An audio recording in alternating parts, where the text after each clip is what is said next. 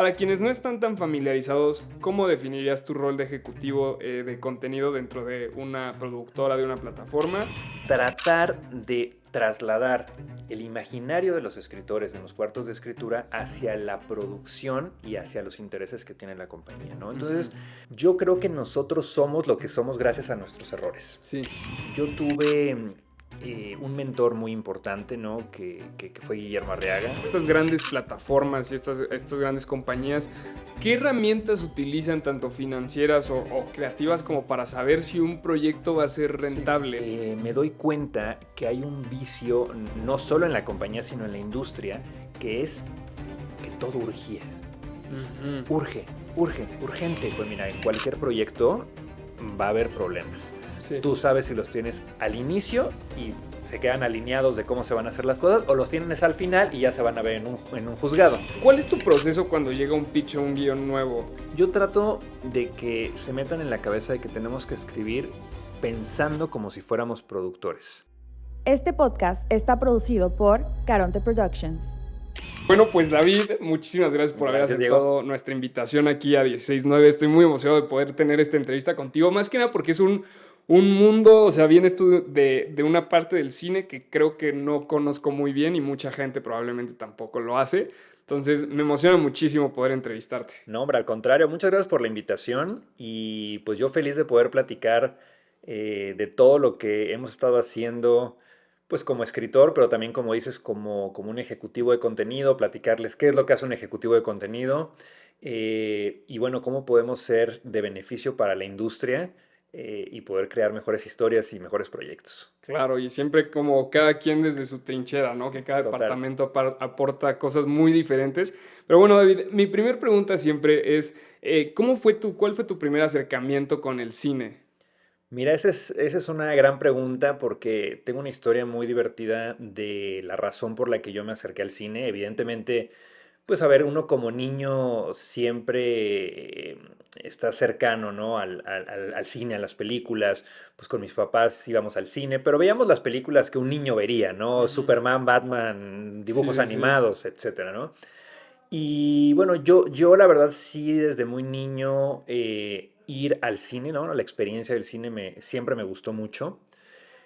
Pero hubo un momento muy peculiar en mi vida, que para mí es lo que marca en donde estamos ahora parados, ¿no? Yo estaba en segundo de secundaria, no, en la prepa, era cuarto de prepa, y llevábamos una clase que todo el mundo llevamos, que fue física. Ajá. Y en física yo era el típico que entendía perfecto todo en la clase, ¿no? O sea, en los ejercicios en clase, pero en los exámenes me iba fatal. O ¿En sea, serio? no, o sea, el examen no lo podía hacer, ¿no? Sí. Y a ver, yo siempre fui de muy buenas calificaciones, pero en física terrible, ¿no? Y entonces en ese momento el profesor, que nunca me voy a olvidar de su nombre, el profesor Raimundo, nos manda una tarea a los que llevábamos el promedio reprobado, ya sabes, el típico para subir puntos. Oigan, los voy a mandar a ver una película y necesito que analicen esta película, qué tiene que ver con lo que estamos viendo en clase en este momento, ¿no? Ok. Y nos manda por primera vez, es mi primera vez que yo conozco la Cineteca Nacional, y nos manda a ver una película que se llama Pi, el orden del caos, de Darren Aronofsky. Y yo entro a ver la película y empiezo a ver cosas que en mi vida me había imaginado que se podía hacer eso en el cine, ¿no? O sea, ya no era Batman, ya no era Superman, ya era una cinematografía que yo decía, wow, ¿qué es eso? En blanco y negro. em, y una película que causó muchas emociones en mí. Y entonces, bueno, yo salgo de la película, ya sabes, con tu boletito para pegarlo en el trabajo. Y digo, bueno, a ver, ¿cómo se relacionó la película con lo que vimos en la clase? Puta, pues nunca supe, pero yo empecé a hacer una reseña de la película y del Sí, sí, sonido y sí. de los movimientos y de la cámara. Y nada, bueno, al final al profesor le gustó mi trabajo, ¿no? No tenía nada que ver con lo que habíamos visto en la clase, pero ahí me surgió una pasión de yo quiero contar, si en el cine se puede hacer esto, yo quiero contar ese tipo de Ajá. historias, ¿no? Y nada, y me empecé a obsesionar con ese tipo de cine, me empecé a obsesionar con el lugar, con la Cineteca Nacional, sigue siendo uno de los lugares a los que voy con frecuencia, porque justo me recuerda a los orígenes, me recuerda ese sueño, ¿no? De poder hacer cine. La televisión, ya ahorita te platicaré, llega un poquito más de rebote, ¿no? Sí. Pero eso para mí fue como el inicio del cine. Y después, cuando entro a estudiar la carrera de comunicación, yo la verdad es que no tenía idea, ¿no? Qué quería hacer dentro de la carrera de comunicación. Me gustaban muchas cosas. De hecho, yo empecé haciendo mucha fotografía fija. Gané algunos premios de fotografía fija y como que mi camino estaba por ahí. Y bueno, y nada, y después la vida me cambió por completo cuando conocí justamente a Guillermo Arriaga. Él fue mi maestro en la universidad. Y Guillermo venía de estrenar 21 gramos en ese momento. Y bueno, dato curioso, Amores Perros, yo nunca la vi en el cine. Ahora que está en el cine la quiero ir a ver al cine porque pues yo era menor de edad, entonces no Sí. podía ver Amores Perros en el cine. La terminé viendo en un VHS con mi hermano en la casa. Entonces la primera película que yo fui a ver de él fue 21 gramos en el cine y lo mismo me pasó, ¿no? Es como si las historias se pueden contar de esta manera, si se pueden desfragmentar de esta manera, yo quiero hacer esto. Y entonces ahí me clavé ya más con el tema de la escritura. Me decidí a que yo quería hacer algo relacionado con el cine y pues nada, de ahí vienen mis dos momentos que me marcaron, ¿no? Haber ido a la Cineteca a ver Pi y luego 21 gramos a nivel ya de guión. Ok, buenísimo. Y David, algo que me interesa mucho de ti es, tú tienes este trasfondo en la escritura, ¿no? Y como en esta parte creativa, pero también has trabajado tanto como del lado creativo como del lado ejecutivo. ¿En qué momento descubriste que tu camino iba más como a esta parte de la gestión y el desarrollo de ideas? Yo creo que este descubrimiento se fue dando paulatinamente porque, como bien dices, mi lado primigenio viene de la escritura, de la parte creativa, de la generación de conceptos. Pero, por ejemplo, cuando yo durante algún tiempo fui asistente personal justamente de Guillermo Arriaga, él me decía, es que tienes un perfil que no se encuentra tan seguido en el medio porque eres muy ordenado, eres muy esquemático, muy de productor, y por otro lado me das muy buenas notas a los guiones, a las novelas, o sea, es algo que no encuentro tan fácilmente, Sí, ¿no? sí, sí, usas como tus dos Como los dos hemisferios del hemisferios. cerebro, ¿no? Y Guillermo me lo decía muy seguido, pero la verdad es que uno en ese momento Capta no lo tanto. captas o no lo Ajá. interiorizas, ¿no? Entonces para mí era como, pues se me da y lo hago, ¿no? Y después, en algún punto de mi carrera, eh, formamos un grupo que terminó siendo no puedo decir una productora porque no producíamos, pero sí una casa boutique de contenidos que se llamaba Entre Líneas. Y en Entre Líneas yo entro como uno de los socios fundadores, pero solamente como escritor. Y al cabo de un par de años, uno de los socios, bueno, que era el Güero Castro, ¿no? Importante productor de Televisa, me dice, oye David, pues estoy muy contento con lo que se está haciendo, me gusta mucho tu perfil, creo que tienes un perfil creativo y ejecutivo, ¿te gustaría tomar la dirección de la compañía? Y pues así me la soltó.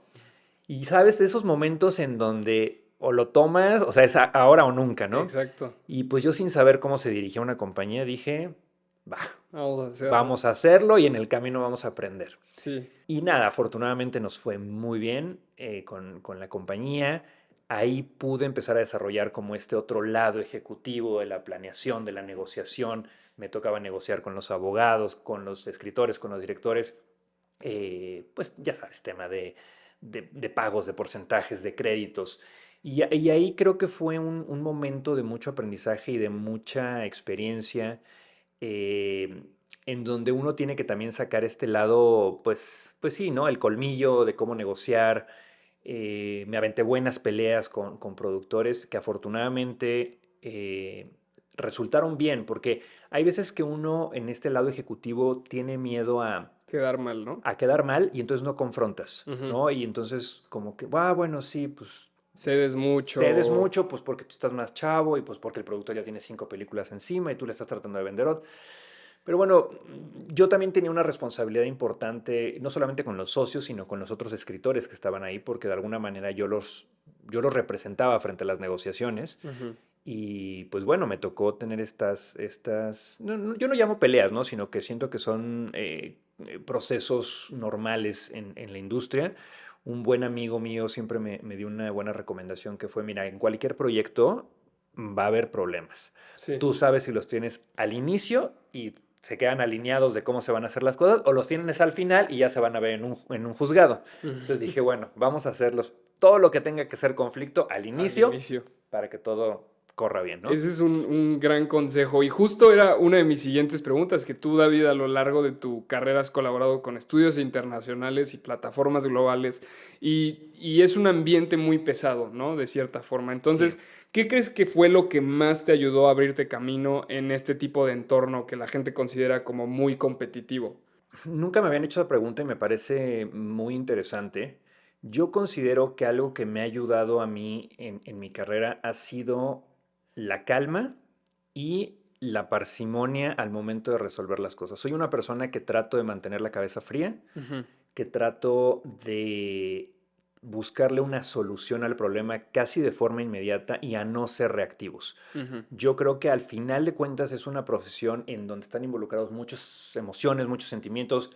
Todos los que estamos en esta industria somos muy apasionados. Y hay veces que dejamos que la pasión se nos desborde y decimos cosas que no o tomamos decisiones que no. Y a mí creo que lo que me ha ayudado mucho y es un consejo que yo siempre daría es tener cabeza fría, tener calma, pensar dos veces las cosas antes de tomar una decisión. Eh, yo cuando llegué a Sony, que ahorita platicaremos de Sony, pero cuando llego a esta gran corporación, me doy cuenta que hay un vicio, no solo en la compañía, sino en la industria, que es que todo urgía. Y Ujú. urgente, Todo para allá. todo para allá, todo para ayer. Y decían, no, no, no, o sea, no podemos trabajar así. Y no es que no podamos, al final tú aguantas la presión y lo puedes resolver.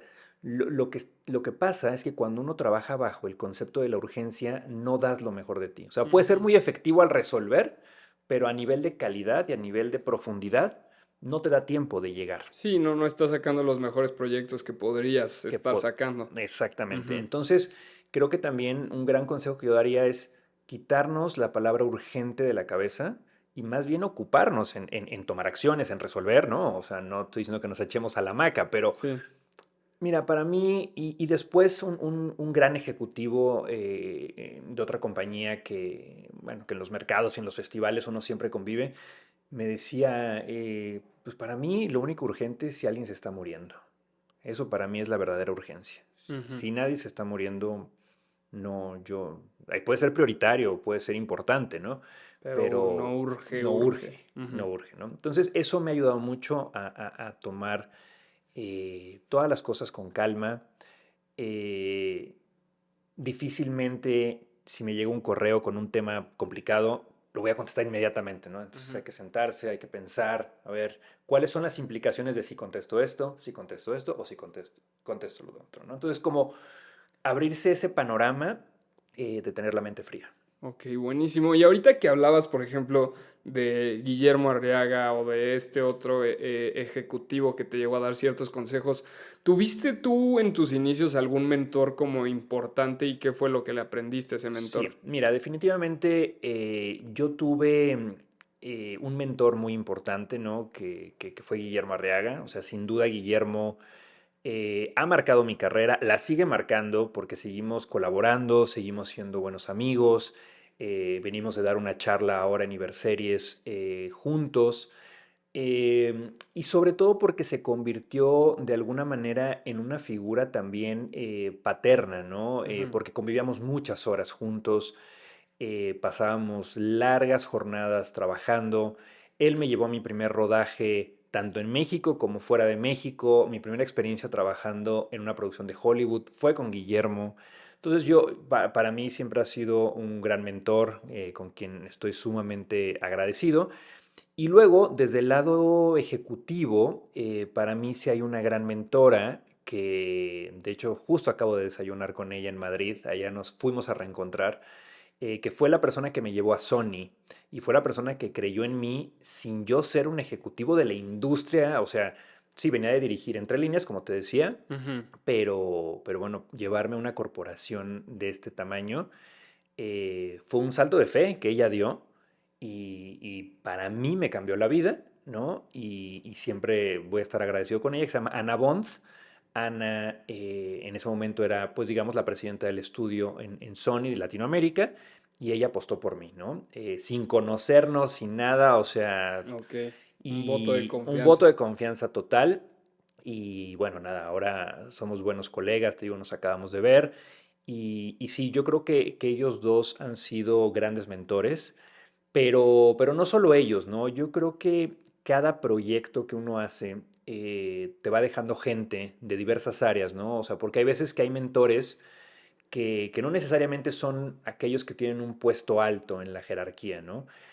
Hay gente, desde los mismos actores, gente del departamento de vestuario, de arte, que les aprendes y que te dan consejos. Entonces, hace ratito lo decías, ¿no? Al inicio, esta industria del cine y la televisión es sumamente colaborativa y yo creo que todos aprendemos de todo. Entonces, Sí, yo puedo decirte que creo que he tenido la fortuna en un 90% de haber contado con grandes equipos de trabajo, de los que trato de aprender todos los días. Trato de estar en contacto con todo mundo, ¿no? Porque al final todos somos narradores. Entonces, sí. te juro que es muy curioso, me llevo bien hasta con los que cortaban el pelo en los sets, o sea, nos Sí, sí, terminamos sí. haciendo amigos y me cortan el pelo, y, o sea, nada, ¿no? Sí, sí, Porque sí, al final es eso y uno va aprendiendo de cada uno de estos puestos, ¿no? sí, creo que es como se forma una comunidad en cada proyecto y vas aprendiendo cosas de cada quien, pero pues sí creo que están estos como mentores que van llegando Sí, a tu vida para enseñarte y para jalarte a proyectos y de los que vas aprendiendo muchísimo y creo que tuviste grandes mentores, entonces qué bonito. Ahora, yéndome a una parte chance no tan bonita, pero que podría ser divertida, venga. cuéntame David, ¿tuviste en tus inicios algún error garrafal que te haya hecho pensar, aquí se acabó mi carrera, ¿no? Ahora que hablas de todas estas como Sí, posibles discusiones y así. yo he tratado de interiorizar y de hacer que el error forme parte de la vida diaria, Ujú, ¿no? O sea, yo creo que nosotros somos lo que somos gracias a nuestros errores. sí, Entonces, yo he tratado de no satanizar al error. O sí, sea, no, no juzgarlo, no decir juzgarlo, el error es parte de... Obviamente, cuando tú estás en una posición de mayor responsabilidad, pues un error tiene implicaciones consecuencias. no más fuertes, ¿no? Ujú, Mira, yo creo que no es como un error puntual ni nada, pero por ejemplo, estando en una compañía del tamaño de Sony, esta gran multinacional, pues cualquier error se se hace más hacía grande. muy grande, ¿no? Ujú, Entonces, por ejemplo, yo recuerdo una omisión de unos créditos de un escritor en un proyecto. Y no era una omisión de que, no lo quise poner porque no quería. No, o sea, realmente en la supervisión, a mí se me va que ese escritor había escrito ese capítulo, ujú. ¿no? Y, pero ojo, que con ese escritor yo me llevaba increíble, bueno, me llevo increíble, ¿no? Ajá, O sí, sí, sea, sí. y, oye, ¿y cuándo sale la serie? No, sí, en octubre sale, y no, ay, emocionadísimo. Y que la ve y no está su Y nombre. me escribe, oye, ¿qué onda? ¿Por qué no estoy? ¿Cómo que no estás? No, te juro que no. Estoy en los créditos finales, pero no estoy en los créditos iniciales y pues habíamos quedado en eso. Y puta, sí, fue un error mío, ¿sabes? O sea, fue un error porque al final, por más que esas revisiones pasan por otros departamentos y todo, pues había un responsable y yo tenía que asumir esa responsabilidad. Afortunadamente pudimos hacer el cambio en los cartones, ¿no? Entonces terminó saliendo ya su nombre y todo. Pero bueno, sí, sí tuvo consecuencias. Obviamente me mandaban llamar del departamento legal. Oye, ¿qué pasó aquí? ¿No? Ujú, Pero nada, bueno, yo creo que aquí lo más importante es siempre ser claro y directo. Sí, se me pasó, no fue una omisión intencional. Hablé con el escritor y le dije, mira, fue un error que yo asumí, pero no con una mala intención. Lo entendió perfecto, nos seguimos llevando muy bien. Pero bueno, ese tipo de cositas, ¿no? Sí son de mucha responsabilidad porque además conllevan acciones legales, ¿no? sí, Obviamente claro. puede haber una demanda, puede haber un tema de derechos de autor. Entonces, bueno, hay que Sí. ser muy cuidadoso con eso. Sí, justo son errores que yo creo que mucha gente como que no, o sea, no piensa en eso, como, ay, no pasa nada si no sale el Sí, nombre de tal. pero en realidad es una bolita de nieve que No, va teniendo muchísimas y pasa implicaciones, mucho, o ¿no? sea, pasa mucho, o sea, puede, o sea, la misma compañía puede llegar a tener una demanda importante Ujú. por eso, ¿no? Sí, claro. Eh, entonces, lo que te digo, eso viene a consecuencia de tener una responsabilidad alta y una consecuencia también igual de alta, ¿no? Pero bueno, ese sí me quedó muy marcado porque obviamente a raíz de eso, o sea, me volví un obseso de revisar los créditos 25 veces antes de mandar el ok, ¿no? O Sí, sí, sea, sí. no me vuelve a Sí, pasar, no vuelve a no suceder. me Creo que vuelve a eso es lo suceder. importante, ¿no? Que una vez Sí, que cometes un error aprendas de él y no te vuelva a suceder, ¿no? totalmente. Y yo también tengo mucho esa personalidad de, "Puta, ya la regué en esto, voy a hacer todo lo posible porque no me vuelva a Porque pasar, no ¿no? vuelve Y a pasar. librarme". Y David, ahora, ¿cuál dirías tú que ha sido el proyecto, la experiencia que más te ha marcado profesionalmente y por qué? Difícil escoger uno, pero bueno, voy a tratar de escoger uno por las implicaciones que tuvo ese proyecto.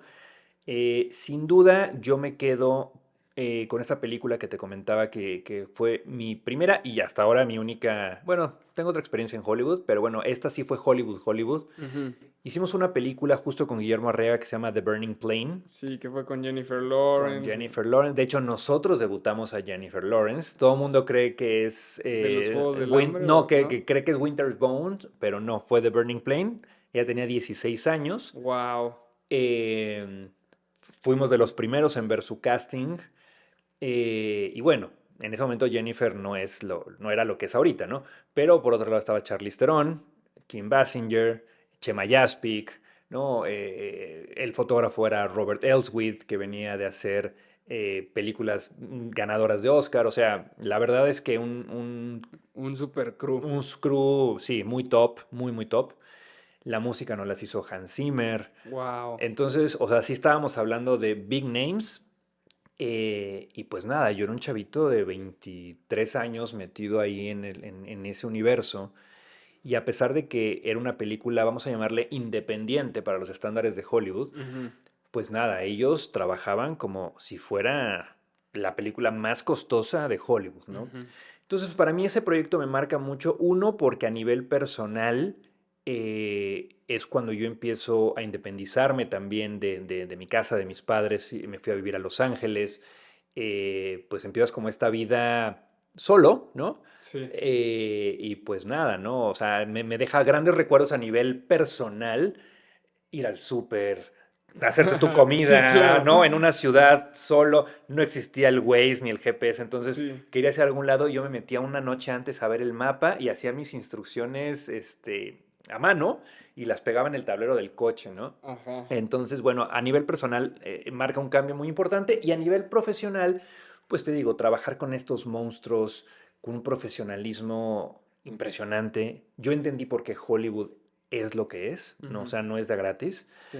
Una gente que está concentrada las 8 o 10 horas que trabajan al día, piensan en cine, viven en cine, eh, te abren las puertas, son compartidos.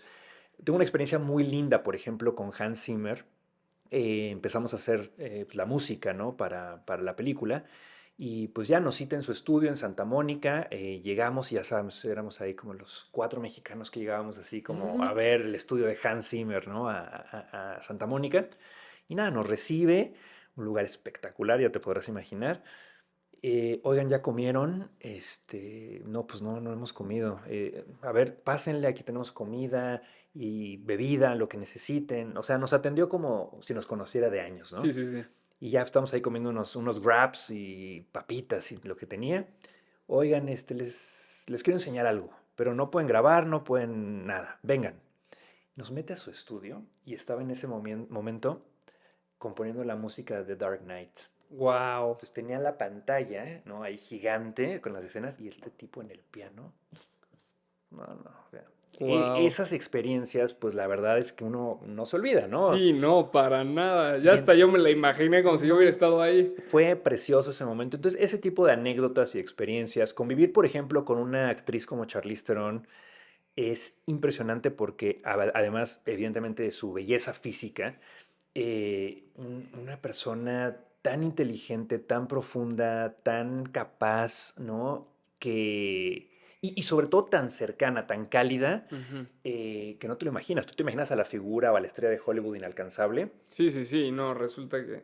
¿Y qué fue lo que te llevaste de esa experiencia no sé, que sientes que podríamos empezar a incluir acá más en México? ¿O qué fue lo que te trajiste tú para Sí. trabajar en tus propios equipos y en tus propios Yo, proyectos? yo creo que una cosa fundamental es crear comunidades, Ujú, ¿no? Entender que el cine es colaborativo, el cine y la televisión es colaborativo. Al final el ego te da créditos, te da exposición, pero no te termina de dar una buena película o un buen proyecto, ujú. ¿no? Entonces creo que crear comunidades, trabajar en equipo, respetar el trabajo del otro, también muy importante, porque hay veces que acá en nuestra industria, el director, por ejemplo, que escribir, dirigir, producir, fotografiar, editar, casi casi actuar. Y allá lo que tienen muy claro es respeto al escritor, a su trabajo, al director, al fotógrafo. O sea, cada quien sabe perfecto ¿Qué tiene que qué hacer y tiene que los hacer límites que hay, no? exactamente. Ok. Y eso creo que es importante implementarlo en nuestra industria, eh, porque creo que la suma de todos los talentos es al final lo que da Hace mejores una gran resultados. película, sí, Exactamente. claro. Y David, bueno, vamos a pasarnos esta parte, ¿no? En donde quiero que la gente sepa un poco más lo que conlleva ser un director ejecutivo. Como te comentaba, yo escucho ejecutivo en la industria del cine y se me viene a la mente, pues, el productor que está poniendo la Claro. lana para que se haga una película, ¿no? Yo personalmente no tenía este conocimiento de que hay directores ejecutivos o encargados de contenido. Entonces, para quienes no están tan familiarizados, ¿cómo definirías tu rol de ejecutivo de contenido dentro de una productora, de una plataforma? Y pues sí, ¿qué son las tareas que Buenísimo. realizas? Mira, yo la forma en la que lo definiría, para mí, un ejecutivo de contenido, ya sea un director de contenido o un vicepresidente de contenido, es esta persona que se convierte como en esta amalgama entre el negocio, entre la compañía y entre los creativos, ¿no? Ujú, Es esta persona que tiene que jugar como filtro entre los intereses de una compañía, ¿no? Pero también los intereses creativos. Entonces, lo que pasaba, esto es un concepto que se utiliza más en la televisión, sí. era que los productores, ¿no? De las compañías encargaban a los escritores pues, cierto proyecto y los escritores pues lo escribían, lo entregaban y pues ya el productor decidía si estaba bien, si estaba mal, qué le iba a cambiar. Y luego muchas veces hay muchas historias, muchos colegas escritores te podrán decir, pues que terminaban viendo la serie y puta, esa escena yo no la escribí, esa escena no era así, no Ok. le entendieron, ¿qué es eso? Eso no era un sueño, o sea, ¿sabes? O sea, hay muchas Ajá. anécdotas de terror de eso. Ok, ok. Entonces, esta figura nace de esta necesidad de tratar de trasladar el imaginario de los escritores en los cuartos de escritura hacia la producción y hacia los intereses que tiene la compañía, ¿no? Ujú. Entonces, yo es una labor que disfruto mucho porque me gusta como ser justamente esa pieza, El el intermediario. intermediario y que sobre todo al final la toma de decisiones, porque al final me toca tomar decisiones, trate yo de conservar y de respetar lo que los escritores estaban viendo, ¿no? En sus cabezas, en las mesas de trabajo, pero también con lo que la compañía quiere, ¿no? Ujú. Yo también hacia los escritores tengo que traer las preocupaciones de la compañía. Oye, a ver, tenemos presupuesto para hacer 4 escenas de noche. Oye, si quiero 10 escenas de noche. No, no hay. Son 4 escenas de noche. Con esas cosas, con esas limitantes, tenemos que echar a andar la creatividad. Ok. Oye, que no pueden tener animales porque no tenemos dinero para animales. No hay animales. O sea, ¿sabes? O sea, como tratar también de expresar cuáles son Sí, las sí, sí. preocupaciones de la compañía hacia ellos y buscar en común pues el beneficio para el proyecto. Por ejemplo, hay una anécdota muy linda, ahora que también entrevistaste a Salvador de Enloqueciendo Contigo. En la segunda temporada de Enloqueciendo Contigo, en la versión original, pues se ve que empezaban a tener más presupuesto y entonces muchos de los capítulos ya eran fuera del departamento, ¿no? Ujú. Entonces había un capítulo que ocurría en Atlantic City o en Las Vegas o en Nueva York y pues nosotros teníamos el mismo presupuesto que la temporada uno. Entonces fue ¿cómo hacemos para que esa anécdota de ese capítulo, en lugar de que ocurra en Atlantic City, ocurra en el departamento, ¿no? Entonces era como tratar de medir, y los escritores me decían, no, pero es que no se va a ver, vamos a ver.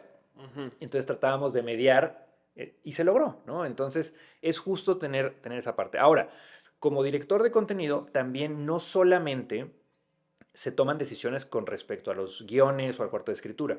La palabra contenido también hace referencia a la forma en la que se comunica el proyecto más allá de lo escrito. O Entonces, sea, en el marketing podría cuidábamos mucho, por ejemplo, cómo iba a ser el póster, cómo se iba a hacer la campaña de marketing, cómo se iban a lanzar los videitos en redes sociales. Por ejemplo, con Chava escribíamos muchos de, no, a ver, esto no está en el tono de la serie, porque lo hacía la gente de marketing, ¿no? Sí. Entonces, por ejemplo, la gente de marketing se acercaba ya en los últimos proyectos que tuve la posibilidad de hacer. Oye, David, ¿nos ayudas con los guiones para marketing? Con todo gusto, ¿no? Porque pues tú ya sabes el tono, ya sabes los personajes. Entonces, es todo lo que conlleva al contenido. Y otra cosa que en lo personal me gusta involucrarme mucho es con la parte de la postproducción. O sea, meterme a la sala de edición, también a tomar decisiones, porque bueno, al final uno como escritor, como creador, sabes perfecto que si el editor quiere cortar esta escena, pues Sí. a lo mejor va a tener un efecto dominó, ¿no? Entonces, a ver, ojo, no vayas a quitar esta escena porque entonces el chiste que decimos aquí ya no Ya va a no pegar pega. con el de acá. Claro. Entonces, meternos mucho en la sala de edición. Oye, ¿sabes qué? En lugar de que quites este chiste, quita mejor este porque este no tiene implicación. Entonces, también eso forma parte de la labor de un ejecutivo de contenido, ¿no? O sea, Pues muchísimas cosas a son la muchas vez. cosas, pero es muy divertido, es estresantemente divertido. ¿Qué era lo más desafiante de tu trabajo? Trasladar del papel a la pantalla lo que realmente nos estábamos imaginando, ¿no? Y luego, pues que los proyectos quedaran buenos, ¿no? O sea, si era comedia, que la gente se riera. Si era terror, que la gente sí Le se asustara. asustara, ¿no? Si era drama, pues que sí llorara la gente. Entonces, yo creo que eso, pues, es de lo más desafiante y también de lo que está fuera de tus manos, ¿no? Porque como siempre he dicho, uno hace lo que puede con lo que tiene, Sí. ¿no? O sea, en el cine o en el fútbol, ¿no? Si te gusta el fútbol, oye, ¿por qué no juegas como Messi? Puta, porque no soy Messi, o sea, yo juego con lo que tengo y hago lo que puedo, ¿no? Sí, igual en el cine, si el estudio te está dando tanto, pues eso tienes, Claro, ¿no? y tú tienes una visión, oye, pues no todos somos Kubrick, ¿no? Y entonces, bueno, hacemos lo que podemos con lo que tenemos, ¿no? Entonces, ese es el gran desafío. Eh, pero, insisto, yo creo que tuve la gran fortuna de que en la gran mayoría de los proyectos que me tocó hacer de televisión, he contado con grandes equipos, he contado con grandes actores, porque también es una parte que para mí es fundamental, el tema de los actores. Sí. Eh, la, la carga emocional y la responsabilidad que llevan nunca, o sea, nunca se ve, o sea, o nunca se habla de eso. Sí, no, pocas veces. Pocas veces se habla, entonces yo digo, si yo admiro a alguien de esta industria son los actores, porque pues sí, uno escribe los guiones, otro ya puso el dinero, otro puso el equipo, pero a ver, los que tienen 8 horas para filmar son los actores, ¿no? O Sí, sea, cuando suena acción, la responsabilidad está en ellos. Entonces, a mí me gusta mucho trabajar con actores, evidentemente que sean buenos actores, pero que sean narradores, ¿no? O sea, últimamente los mismos actores escriben, se involucran con el contenido y está bien, o sea, a mí me parece que eso ayuda mucho también a la industria, ¿no? sí, claro, y así de cierta forma, bueno, a mí que me gusta actuar, yo empecé escribiendo Claro. también, o sea, bueno, me gustó actuar y me vi como en esta necesidad de escribir mis primeros guiones Sí, para poder actuar en algo, claro. porque si no me quedo sin Sin actuar, ¿no? actuar, sí. Entonces ahí está como este ciclo vicioso de, bueno, pues también uno se tiene que Sí. dar su propia chamba, ¿no? No, totalmente. Y además yo creo que los actores, o sea, son narradores de historias. O sea, Ujú. ellos narran a través de las emociones, del Sí, cuerpo. claro. Y entonces creo que tienen muy bien esta conciencia de cómo contar historias, de hasta dónde pueden llegar los límites de una escena, ¿no? Ujú. Entonces, sí, yo disfruto mucho trabajar con actores que no solamente se paran a hacer lo que les dicen, sino que proponen, Proponen. sino que te cuestionan, oye, ¿Esto por ¿esto qué? por Esto, sí, sí, qué? sí, claro. Aunque en el momento te caiga en el hígado, pero luego dices, no, tienes Tienes razón, sentido, sí, sí, sí. ¿no? Y eso es bueno, que alguien te cuestione y que te confronte. o que de plano te diga, puta, esto no me parece divertido. Ujú. Aunque te hayas pasado 3 meses escribiendo ese chiste, si al actor no le parece divertido y no lo va a poder interpretar porque no le va a dar esa comedia, bueno, hay que Hay cambiarlo, que ¿no? cambiarlo. Sí. Ok. Wow, eso está muy increíble. Y David, me imagino que también estuviste en todo este proceso de recibir muchos pitches de Sí. historias, de dar luz verde a proyectos. ¿Cuál es tu proceso cuando llega un pitch o un guión nuevo? ¿Y qué indicadores son los que te hacen decir si es algo realizable o no? Buenísimo. Sí, mira, como bien dices, durante estos 6 años, ¿no? que estuve en la compañía, pues sí, me toca acudir a muchos festivales en donde, bueno, la gente se acerca con nosotros a pichar, ¿no? Obviamente hay unos procedimientos y hay un protocolo para pichar, ¿no? Sobre todo cuando estás en compañías grandes y hasta los tienen todas las compañías, ¿no? Una vez que se cumplen los protocolos de la firma de un NDA, que es un Non-Disclosure Agreement, Sí. bueno, que se cumple todo lo legal, vamos a llamarlo.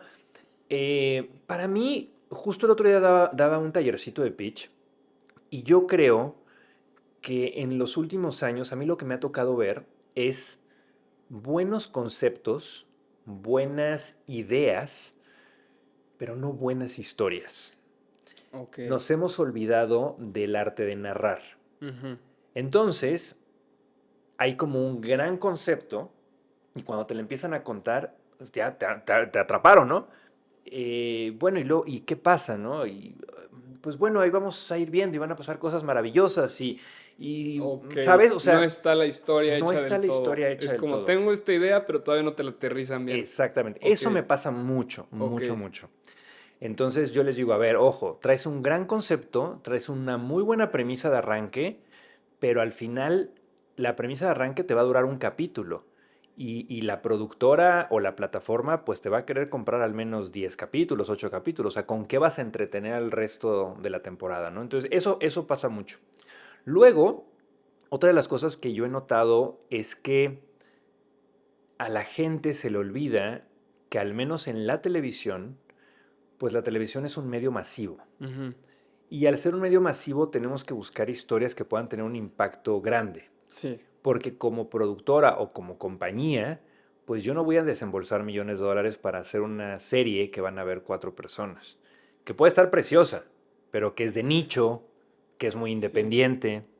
Entonces, Ahí, por ejemplo, tocaste un tema que me interesa mucho sí, saber. ¿Qué tanto es un juego que depende de la audiencia y qué tanto depende de cómo sepas tú vender el proyecto? O sea, bueno, ¿qué tanto es que ya las plataformas chance han mal acostumbrado a la audiencia a que les dan mucho contenido similar? Y qué, o sea, yo a veces como que me pregunto, ¿qué pasaría si solo sacan series de este tipo como independientes y tal?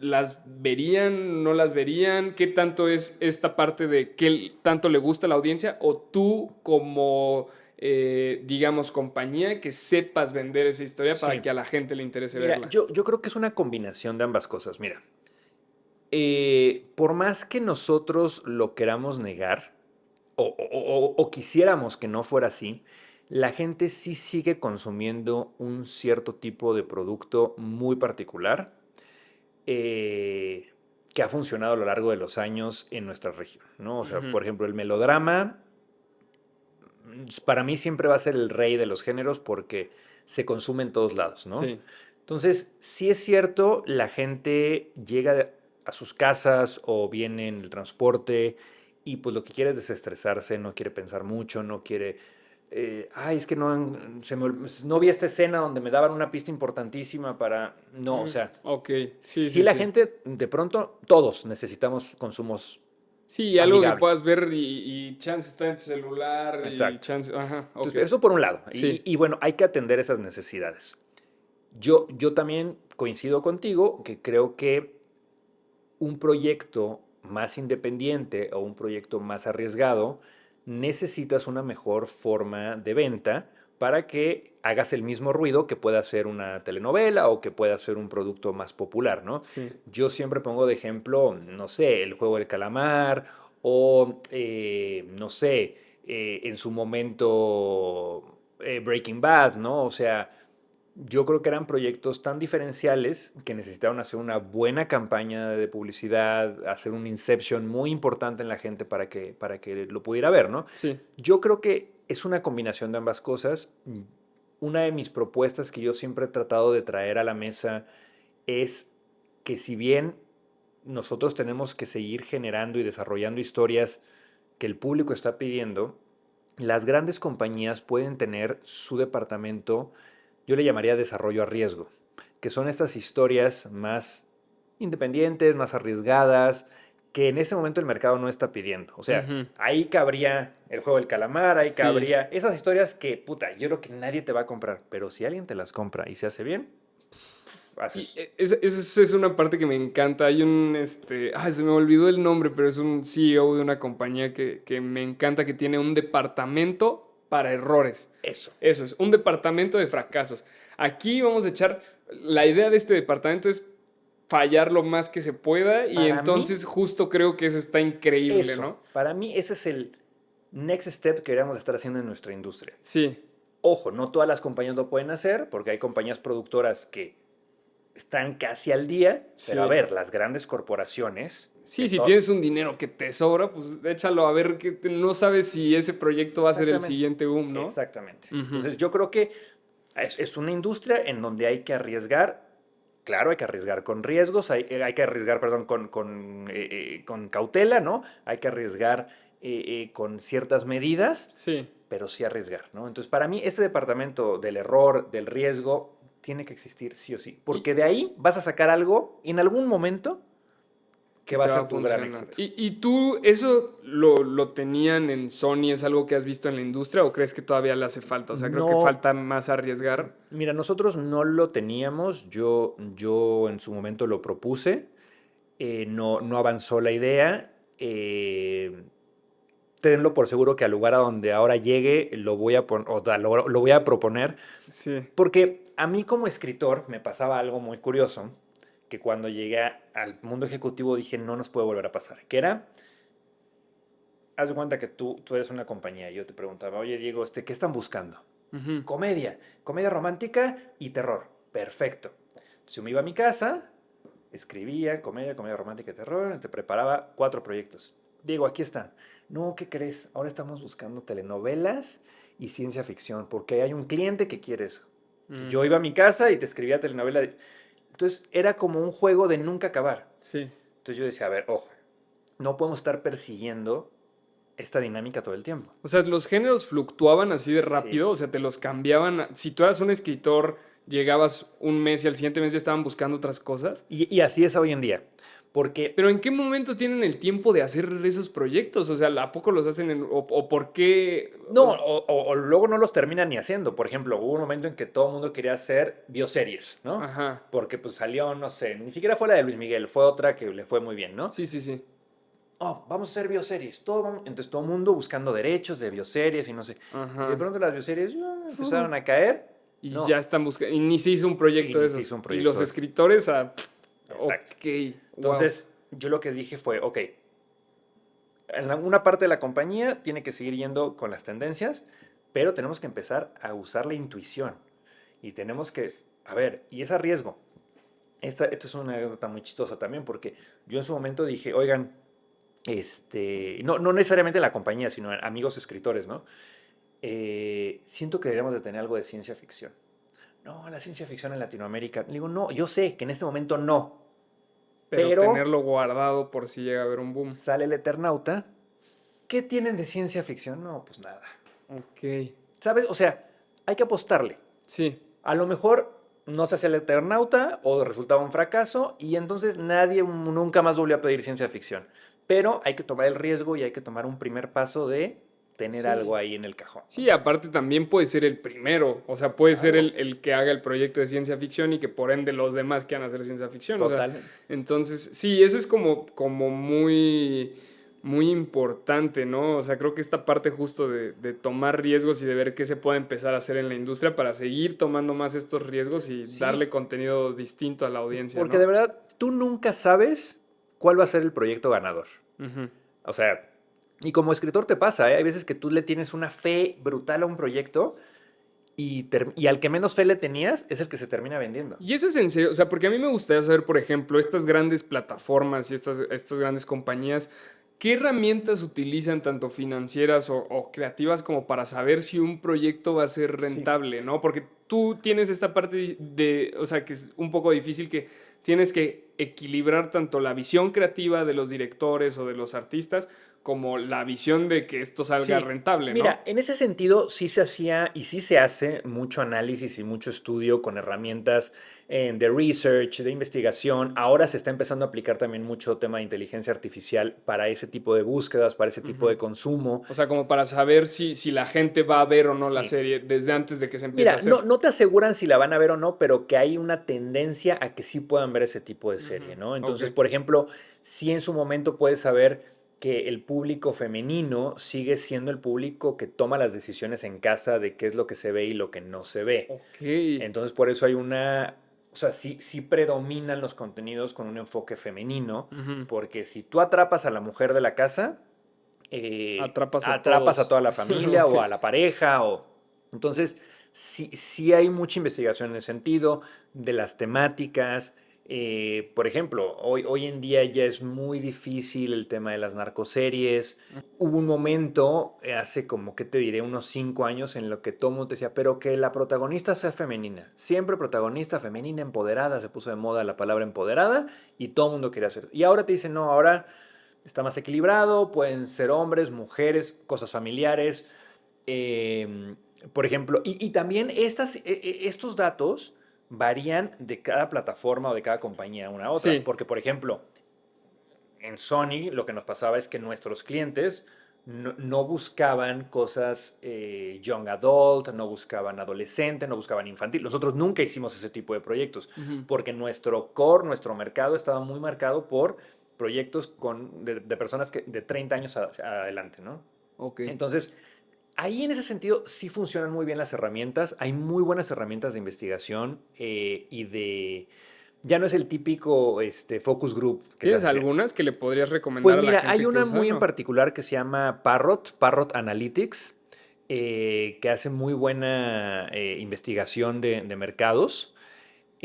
Luego, una que está al alcance de todo el mundo, el Google, hay una parte en Google que es creo que Google Statistics o de estadísticas de Google que tú Ujú. le pones, haz de cuenta, eh, la serie más vista en 2019, ¿no? Y Pero, te pero no, arroja. no en el buscador de Google, hay una sección, ahora la buscamos bien, y creo que se llama Google, Tendencias Google o una cosa así. Ajá. Y te va marcando qué fue lo que vio la gente, Ok. cuál fue el actor más nombrado en redes sociales. Ok. Entonces sí te puede ayudar y sí te da un camino, ¿no? Sí. No te asegura nada, pero sí te puede decir, mira, por aquí, vete por acá. Y sabemos, por ejemplo, que en este país hay géneros que se consumen a nivel, por ejemplo, de cine, pues la comedia y el terror es lo que más se consume, ¿no? Y a nivel de televisión el melodrama es lo que más se consume. Tan es así que las grandes compañías que hacían contenido supuestamente premium terminaron haciendo también telenovelas. Sí, Bien claro. producidas y bien hechas, ¿no?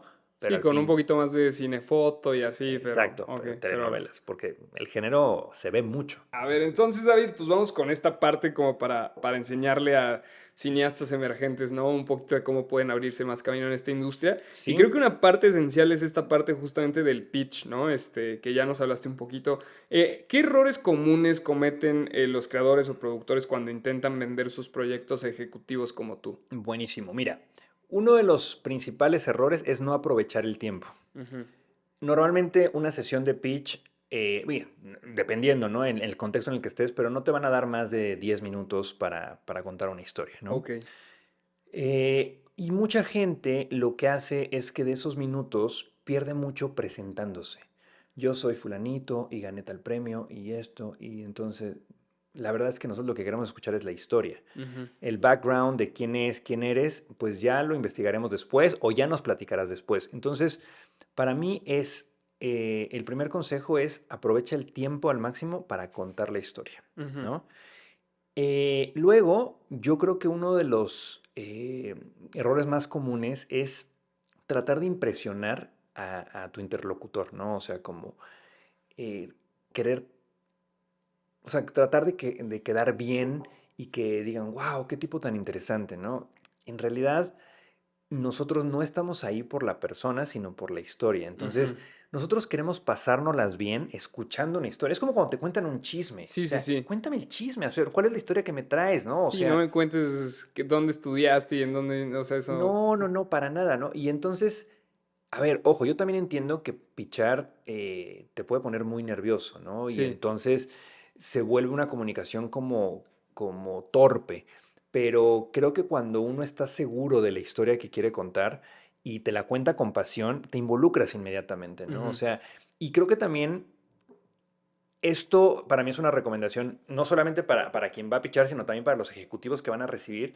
Tenemos que ser más amenos todos, o sea, tenemos que ser un poquito más flexibles, eh, ponernos en los zapatos del otro, porque hay ejecutivos también que luego son muy mamones, ¿no? Y Ujú. es como, no son nada receptivos y hacen caras. Y yo digo, a ver, hay una persona ahí enfrente de ti que está tratando de hacer su mejor esfuerzo por picharte una historia. Entonces, sí, tratar de ser conscientes de eso, involucrarse con la historia que te están contando, estar interesados, no estar en el teléfono, ¿sabes? Son ese tipo de detallitos que también siento que es importante, ¿no? Sí, Entonces, claro. es conectar, ¿no? Para mí, el pitch se convierte en un momento de seducción. Yo siempre les digo que en Ujú. el pitch hay que seducir. No, no es para vender la historia, porque erróneamente la gente dice, voy a pichar para ver si me compran la historia. No, quítate eso de la cabeza. Ok. La compra va a venir después, Sí. porque te van a pedir más materiales, te van a pedir más... Ese momento es para seducir. Sedúcelo, haz de cuenta, si fuera una cita romántica, es el momento en el que vas a ver si va a haber una segunda cita o no. Ujú. ¿No? Entonces, para mí, ese es el momento del pitch. Y para mí el pitch es vender el mito. O sea, tengo esta gran historia sobre un tipo que hizo esto y no sé qué y le pasó tal cosa. No tienes que contar toda la historia. Es como los elementos que puedan hacer que el tipo al final, o sea, un ejecutivo en una, por ejemplo, en un Universeries, en un MIP Cancún, pues, no sé, recibimos 10 pitches al día, mínimo, mínimo, así, por muy bajita la mano. Yo quiero que ese día en la noche que me vaya a acostar, diga, puta, qué buena la historia de este chavo. Ujú. Y, y pasa pocas veces. Ok. Porque, insisto, no hay un proceso de seducción.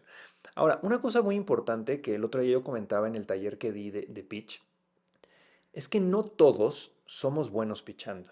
Y eso no está mal. Hay que saber cuáles son tus fortalezas y tus debilidades. Ujú. Y muchas veces como escritores solemos ser más introvertidos o, no tenemos, o solemos no tener estas habilidades sociales como de venta, de te voy a seducir, ¿no? Sí. Entonces, también se vale decir, oye, mira, yo no sé pichar, pero tengo un amigo que se llama Diego, que es actor, que me va a pichar. Entonces, oye, Diego, échame la mano, mira, esta es mi historia, píchala. Y se vale que alguien más la piche, ¿no? Ok. O sea, buscar herramientas para que ese proceso de seducción Sí, se sea lleve a efectivo. cabo. Yo te voy a decir una cosa, yo los pitches que más recuerdo en mi vida han sido los más sencillos, ¿eh? O sea, hace poquito en Colombia me picharon una historia que me encanta, a mí me encantó desde el título, se llama Deja de llorar, Ujú. ¿no? Y los chavos, o sea, eran tres, entonces empezaron a pichar, se ve que habían ensayado muchísimo, Sí. y entonces terminaba de hablar uno, y en Y ese momento empezaba el a hablar cue, el el otro. otro, o sea, era una obrita de teatro, Ajá. pero muy bien hecha, sin ponerte incómodo, o sea, muy bien. Entonces, bueno, también hay que encontrar cuál es tu fortaleza para pichar, ¿no? Ujú. Eh, yo creo que esos son de los errores que más veo. eh, y también siento que hay que tener mucha tolerancia a la frustración, hay que tener mucha tolerancia al no. Yo siento que al pitch hay que ir sabiendo que el no Ya lo ya lo tienes. tienes, o sea, ya es un hecho que te van a decir que no. Ujú. ¿Cómo podríamos hacerlo? No, insisto, no para que en ese momento te digan sí, sino para que te digan, oye, mira, esto Nos nunca lo queda. había Ujú. escuchado, esto está interesante. ¿Qué más tienes? Oye, vámonos la próxima semana. Ujú. ¿Sabes? O sea, ese tipo, cuando ya te dicen eso, Es que están es que el pitch interesados. ha funcionado, Ujú. ¿no? Que alguien te diga, aquí está el contrato, no, pues no, no va a pasar eso. Entonces, si nosotros nos quitamos esa niebla mental de voy a ir a pichar a ver si me compran, no, ve a pichar a ver si a alguien le interesas, Ujú. ¿no? Buenísimo. Eso está súper interesante. Creo que yo nunca había visto como el pitch de esa forma, o sea, como que yo pensaba que era esta parte donde ya te daban un sí o un no definitivo, ¿no? Y todavía hay muchos procesos. Todavía hay muchos procesos. Ajá, es como esta parte de Shark Tank donde ahí parece que ya cerraron el contrato, pero en realidad te muestran que detrás del programa todavía tienen que checar muchísimas cosas más, Muchísimas ¿no? cosas. Pero ya hubo uno que ya te hizo ruido en la cabeza. Exacto. ¿Y qué tan importante es la presentación visual al momento de pitchar un proyecto? Mira, esa es una gran pregunta porque hay muchos tipos de pitches, ¿no? Y hay muchos momentos para pitchar.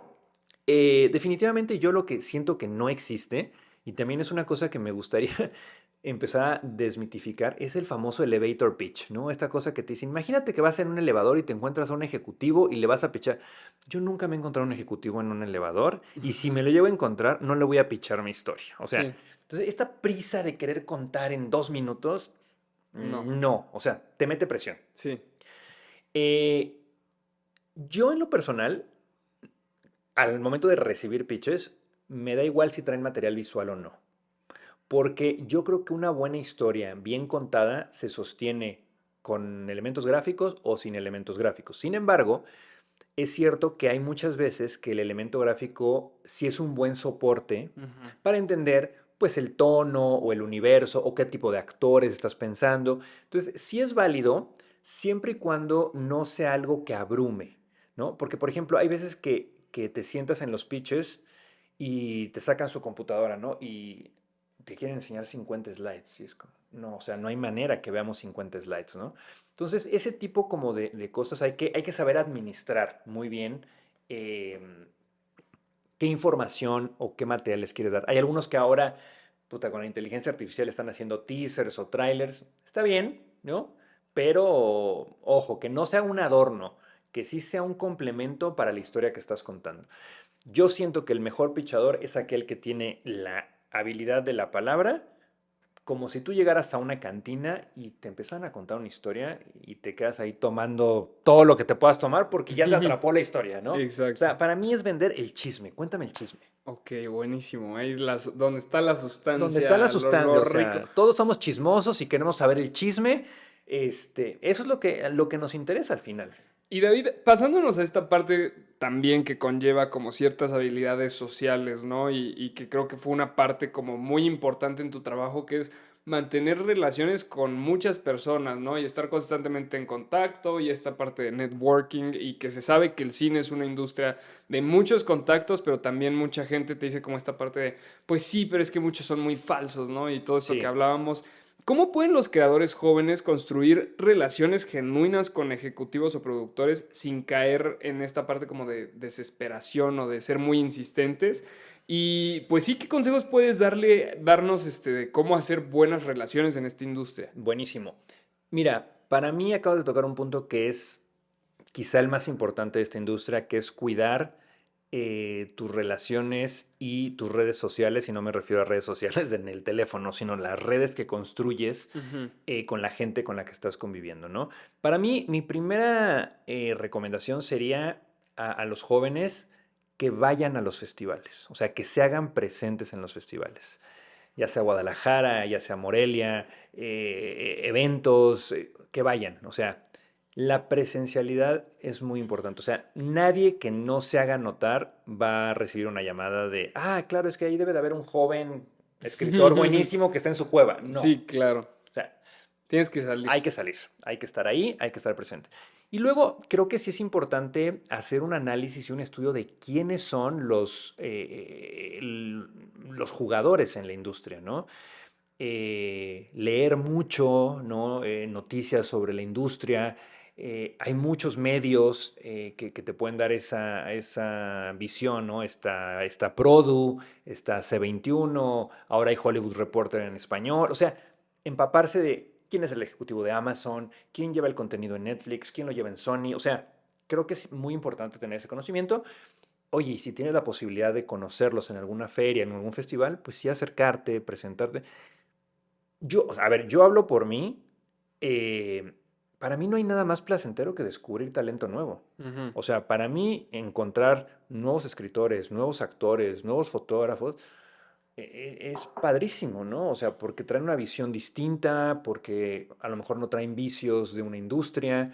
Entonces, digo, creo que una de las cosas que a mí me ha ayudado mucho en esta industria es que yo cuando voy a festivales, yo recibo desde el chavo que va saliendo del CCC hasta el nominado al Oscar. O sea, para mí no hay distinción. Si la historia es buena, Es buena. es buena. Yo me acuerdo que a mí me pasaba mucho cuando empezaba en Sony que yo quería proponía un escritor, ¿no? Juan Pérez.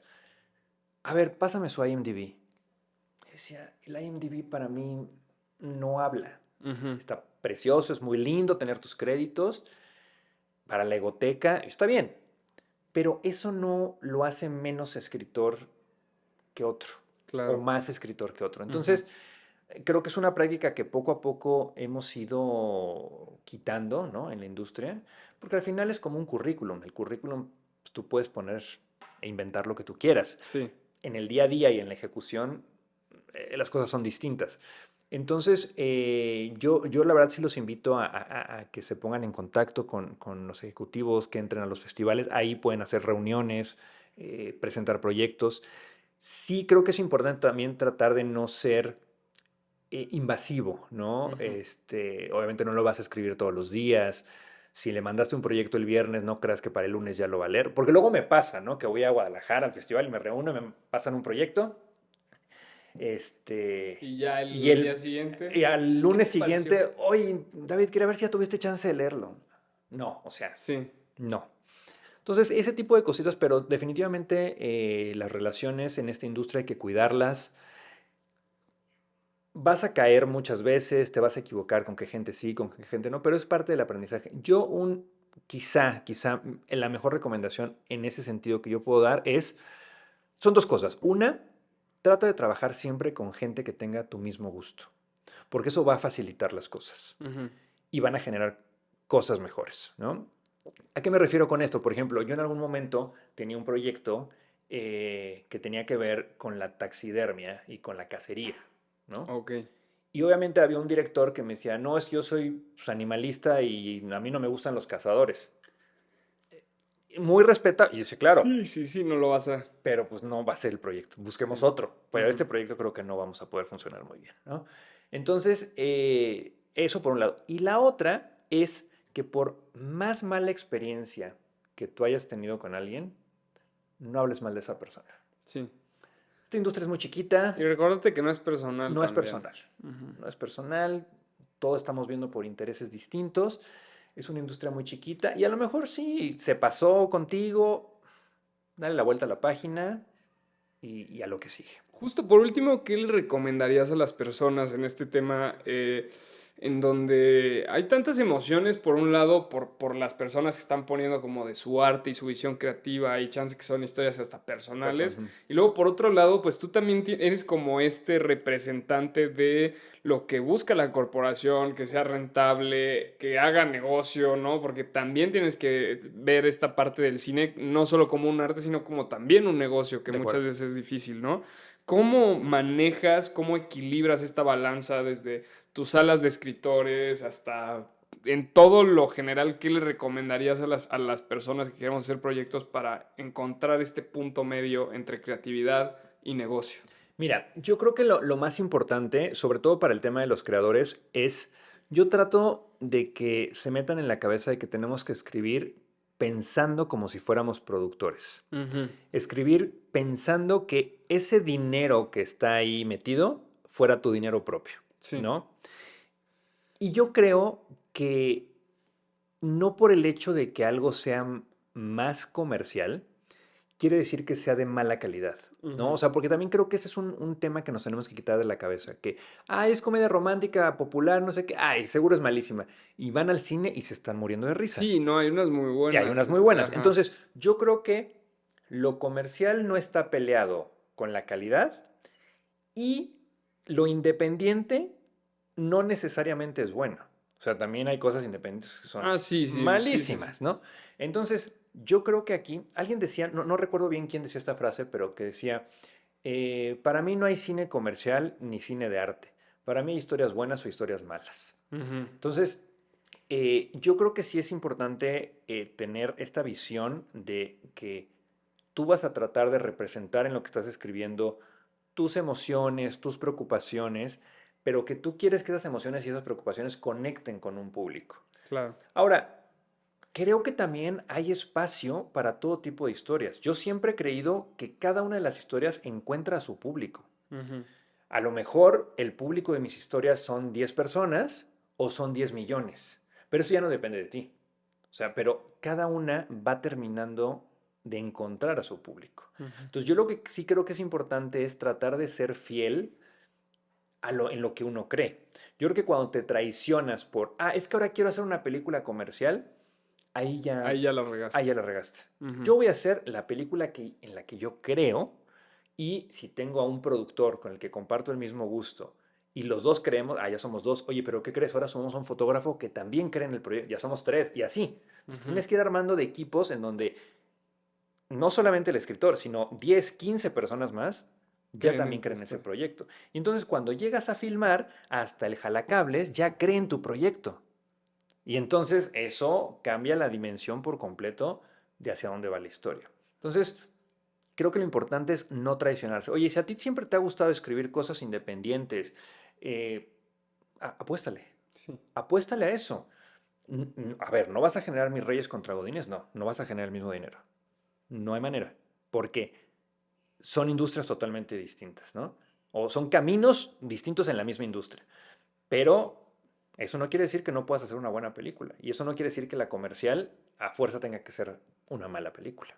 Justo me gustaría mucho como preguntarte esta parte de después de tantos años que has estado tomando como decisiones importantes, tanto creativas y como logísticas para contenido.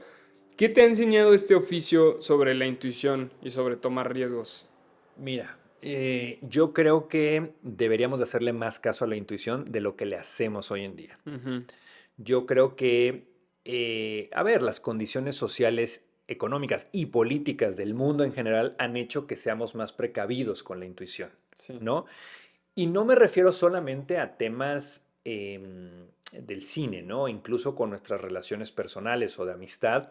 Hay veces que queremos hacer algo por intuición, pero ya no las pensamos más, ¿no? Decimos, no, porque esto puede tener consecuencias y lo pueden tomar Sí, mal o entra pueden el pensar qué va a pensar esta qué va a pensar persona y esta qué van a persona decir o y qué qué... tal si me acusan. O sea, ya entran otras dinámicas. Entonces, lo mismo ha pasado con la industria.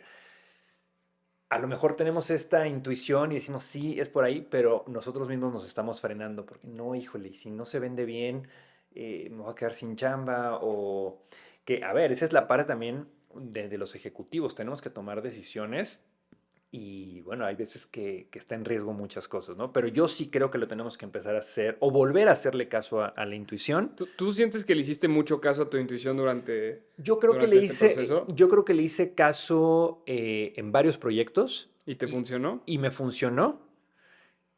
Y también es cierto que en muchos proyectos decidí jugar por la segura. Ujú. O sea, también debo decir que en algunos casos dije, No, mejor vámonos por acá", Ok. ¿no? Entonces, em, y curioso, obviamente con el paso del tiempo y a la distancia, pues yo me siento más orgulloso de los que aposté por la intuición. Ujú. A lo mejor no fue a los que le fue mejor comercialmente, pero que ahora yo los veo y digo, sí, yo quería hacer eso, Ujú. ¿no? Entonces, pues bueno, son decisiones y son riesgos que hay que tomar, pero sí, sí hay que hacerle más caso a la intuición, sí hay que tomar riesgos medidos, hay que ser diferenciales. También tenemos que considerar que vivimos en una industria en donde hay mucha competencia. Entonces, mira, al final, a todos nos ha pasado. Tú tienes una idea buenísima y se la cuentas a alguien. Sí, hay una película así que acaban de estrenar en Netflix. Sí, si tú ya lo pensaste, lo pensaron 100 personas al mismo tiempo. Sí. Entonces, Pero pues muchas veces es quien se anima, quien se arriesga así a hacerlo, ¿no? Así exactamente. materializar la Exacto. idea. O sea, ¿quién dijo, va, así lo voy a hacer? Yo me la echo, sí, claro. Ahora, David, vamos a pasarnos esta parte un poco de reflexiones finales, ¿no? Sí. Estás ahorita en un proceso de transición en tu vida donde vino esta salida de Sony.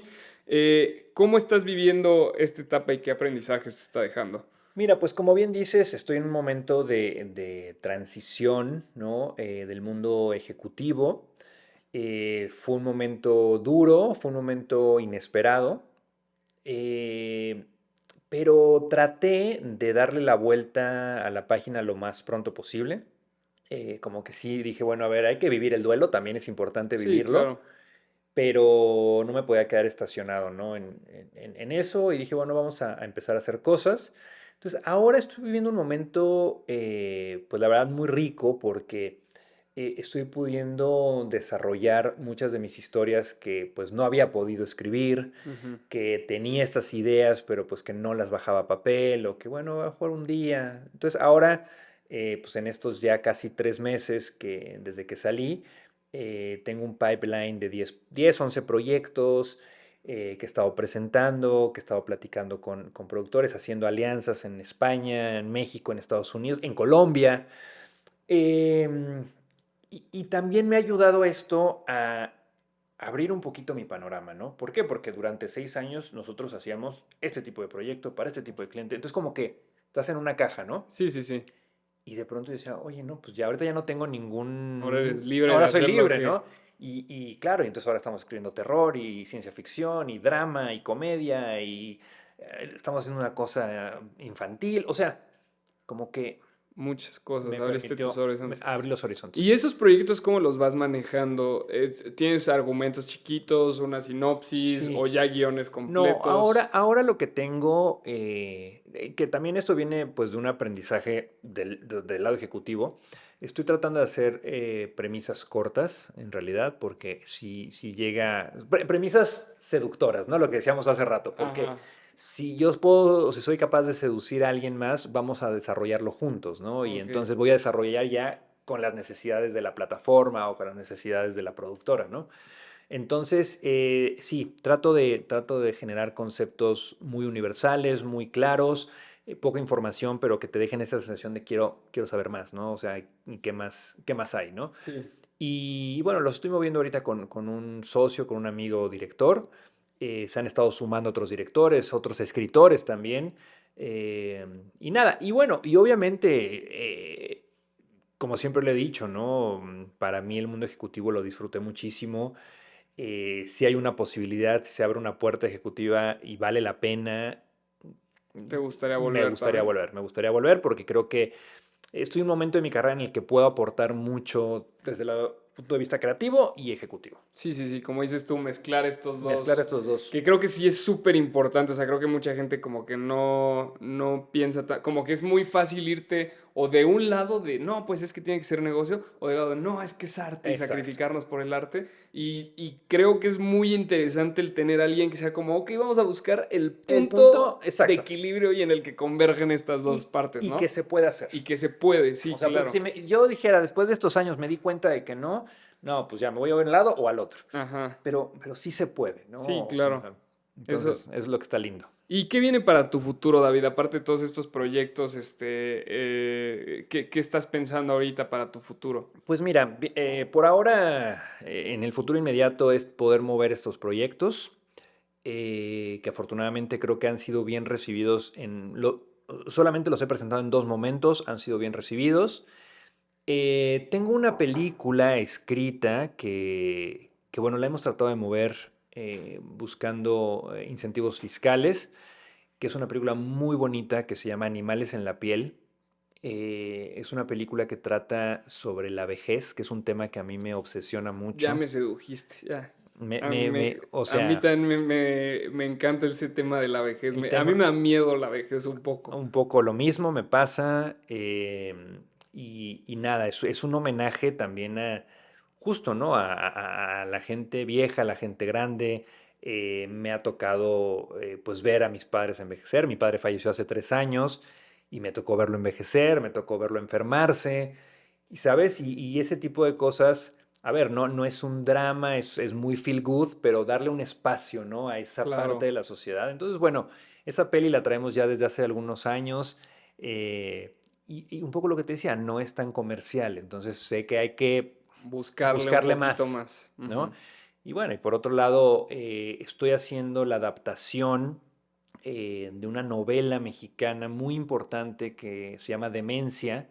Es una novela de un escritor mexicano que se llama Eloy Urroz. Eloy forma parte de la generación del crack, esta generación que en los 80 mientras todo el mundo estaba haciendo realismo mágico, dijeron, no, ni madres, vamos a hacer realismo, ¿no? Ujú. Y son historias más Muy crudas, fuertes. ¿no? Más fuertes. Y nada, estamos haciendo la adaptación de ese proyecto, ¿no? Entonces, en el futuro inmediato está esto. Y bueno, como te decía hace unos momentos, ¿no? Si hay alguna oportunidad, si surge una posición desde el punto de vista ejecutiva que me interese, que me llene, sobre todo que me dé crecimiento también, pues adelante, ¿no? La tomaré. Buenísimo. Y David, ¿qué significa el éxito para ti hoy? El éxito yo creo que es poder hacer lo que te dé paz mental. Ujú.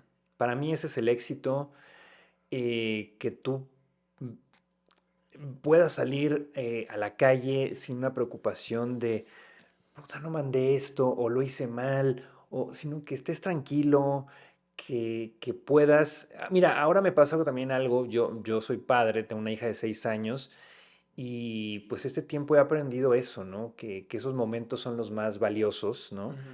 Y para mí el éxito es poder ir a recoger a mi hija a la escuela. Para mí el éxito es poder ir a su clase de natación a las 4 de la tarde, ¿no? Eso para mí es el éxito, ¿no? O sea, poder trabajar de forma tal que no me pierda esos momentos. Ujú. Y bueno, creo que lo he podido hacer, ¿no? He podido estar ahí en esos momentos, porque eso pasa y como dicen, ¿no? Pues tu hijo no se va a acordar cuántas horas trabajaste al día, sino si estabas en su clase o no estabas en su clase, ¿no? Sí, y también tú en tu propia vida, o sea, creo que no, no sé, luego no recuerdas mucho como las horas de trabajo, sino los momentos Claro, como, chances y momentos en el trabajo, pero no los que son solo trabajo, sino donde hay algo más, ¿no? totalmente. Y creo que es muy importante y qué lindo que lo mencionas, porque sí, creo que muchas veces en este tipo de industrias o en este tipo de trabajos es muy fácil y yo creo que a todos nos ha pasado que nos dejamos como ir como gorda en tobogán por los proyectos y hacer todo por el proyecto y sacrificarlo todo. Y sí pasa, o sea, a mí me pasó en mi universidad que yo me gradué y dije, madre, siento que pude haber aprovechado más la universidad y chance no Claro, lo hice por estar así, ahí ¿no? sí, No es malo, pero tampoco, pero bueno, hay que sí, encontrar un balance. hay que encontrar un balance, porque, mira, y yo ahora estoy más convencido que nunca de esto, porque, pues claro, tú le dedicas un tiempo a una compañía y bueno, la compañía al final te dice, ya no te necesito, ¿no? Y es como, híjole, no sé si hice bien, si hice mal. Entonces, creo que, como dices, encontrar un balance de no dejar de vivir, ¿no? Ujú. Yo respeto a los que, pues sí, son las 3 de la mañana y siguen mandando mails. Bien, También ¿no? O está sea, bien. está bien. Sí, Pero también creo que es importante poner límites. sí, lo que te haga sentir tranquilo a ti, ¿no? No creo que Totalmente. te haga sentir muy tranquilo estar a las 3 de la mañana mandando mails, pero si eso te funciona, pues Claro, bueno, pero que cada quien haga lo que le exacto. funciona. Bueno, David, pues vamos a esta última sección que se llama las tres finales. Son tres Sí, preguntas que puedes responder de forma muy breve, ok, y ya si necesito que te explayes, te puedes explayar un poco va. más. La primera es, ¿cuál es el mejor consejo que has recibido o escuchado? Este lo tengo muy claro. El mejor consejo que he recibido y que ahora yo trato de dar es, nadie te va a pagar lo que te mereces, sino lo que negocias. Traducido en según cómo te vendas, te van a comprar. Ok. Wow. ¿Eso cómo lo aprendiste? ¿Cuál fue? Eso me lo enseñó Guillermo Ujú. Arriaga. Porque yo cuando empezaba a negociar mis primeros contratos como escritor, le decía, oye, es que me están pagando muy poquito. Me dijo, no, pues que te paguen lo que tú quieres que te paguen. No, pues ¿cómo? O sea, véndete bien. O sea, en un contrato nunca te van a pagar lo que te mereces. Te van a pagar lo que tú negocies. Entonces, aprende a negociar y aprende a pedir y sin pena y eso es lo que vale tu trabajo. ¿Y qué consejos puedes dar para eso? Porque yo soy malísimo en eso. Pues mira, es que es justamente esto. Yo creo que hay que darle valor al trabajo que estamos haciendo y al talento que tenemos, ¿no? Ujú. Obviamente, si vas empezando, también hay que ser consciente de que hay que ir ganando terreno, ¿no? Ujú. Pero llega un punto en el que, claro, por ejemplo, yo ahora que estoy negociando un tema de una película, ya le dije, a ver, si esto hubiera sido hace 20 años, ya te hubiera firmado el contrato. Hoy en Ya día, traigo 20 no. años de Sé de experiencia. experiencia y ya sé para dónde va esto. Entonces le dije, no. Y vamos bien, y vamos avanzando bien, porque Así es la así es la negociación. negociación, ¿no? Pero sí, ese es un gran consejo, o sea, te van a comprar como tú te vendas, ¿no? Ok. Y luego, otro consejo que también me parece muy importante es que, o sea, en este negocio no concedas, sino que concilies.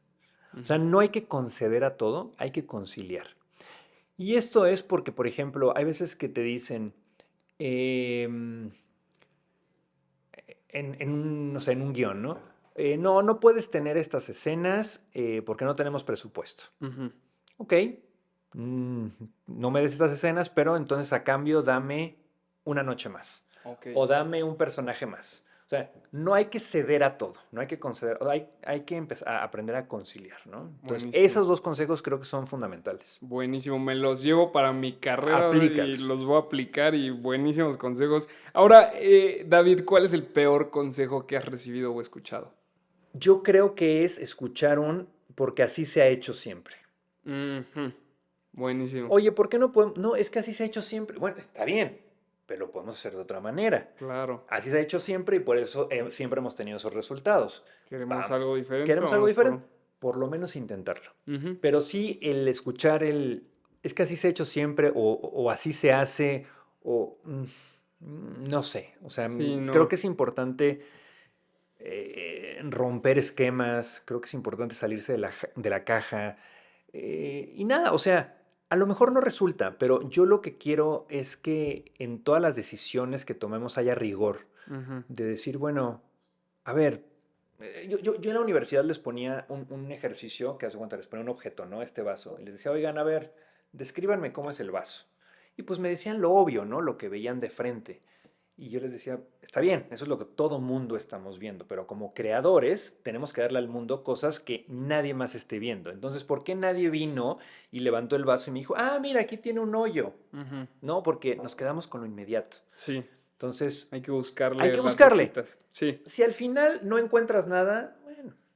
No sé si te pasa a ti, por ejemplo, yo soy mucho de, cuando viajo, me gusta viajar solo y me gusta medio perderme en las ciudades, ¿no? O sea, bueno, ahora ya estás más seguro con el mapa, ¿no? Sí. Pero si veo un restaurante, digo, bueno, voy a caminar 10 calles más, ¿qué tal que hay otro? Y a lo Sí. mejor no hay y termino regresando al mismo. Pero qué tal que había uno súper bueno, súper... Entonces me gusta explorar como... Claro, sí. No, Esa parte está muy, muy interesante, está sí, muy chida. Y creo que es algo que todos deberíamos de aplicar un poquito más. Y viene también ligado a esto que dices tú de la urgencia y de la inmediatez. Y claro, es claro, mucho más fácil seguir un camino que ya está trazado que irte puliendo y picando uno nuevo, ¿no? Pero exactamente, nunca sabes si ese camino nuevo va a traer como muchas otras cosas, ¿no? totalmente. Por último, David, para terminar este episodio, si pudieras regresar a tu versión de 20 años que apenas estaba empezando, ¿qué consejo le darías o qué cambiarías? ¿Qué le dirías? Pues mira, yo creo que más bien el consejo sería tomar todas las decisiones que se tomaron. O sea, Ujú. yo creo que más bien sería como este agradecimiento de no rendirse. Porque esta carrera, de hecho tengo amigos, ¿no? De la universidad, así que me dicen, oye, es que fuiste el único que, o sea, que seguiste en lo del cine, ¿no? Y le digo, pues sí, o sea, como que yo quería ir para allá y traté de no, pues de no alejarme, ¿no? Porque también es fácil cuando las cosas no están saliendo decir, no, pues me Ujú. voy a dedicar ya mejor a la publicidad o me voy a dedicar a... ¿Qué tanto crees que haya sido el talento y qué tanto crees que haya sido la constancia? No, yo creo que es la constancia. ¿La constancia? Sí, para Ujú. mí, o sea, talento, hay poco en la industria, honestamente. Lo que siento que hace a los grandes cineastas, a los grandes escritores, es la transpiración. O sea, yo siempre digo que esto es transpiración y no inspiración. Para mí es un maratón, no son los 100 metros. Y sí, yo creo que yo soy muy terco, yo soy muy necio. Entonces, como que siento que eso me impulsó mucho a no abandonar. Ujú.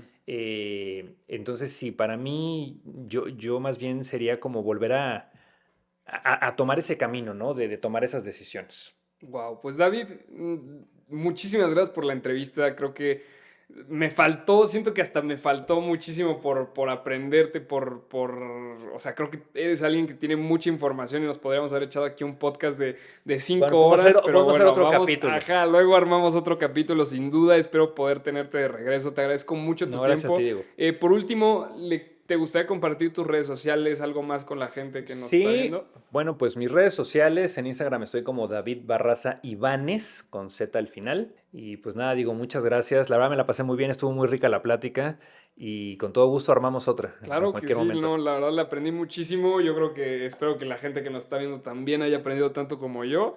Y claro que se va a hacer ese otro episodio, ya que esperemos ya saber más de tus proyectos, de esta historia con la que me dejaste ya plantado de animales Antes en en la la piel. piel. Espero poder verla y bueno, te deseamos toda la parte, digo, toda la suerte del mundo de parte de Mu- 16-9. Muchas gracias, Diego. Pues aquí Aquí a la va. orden.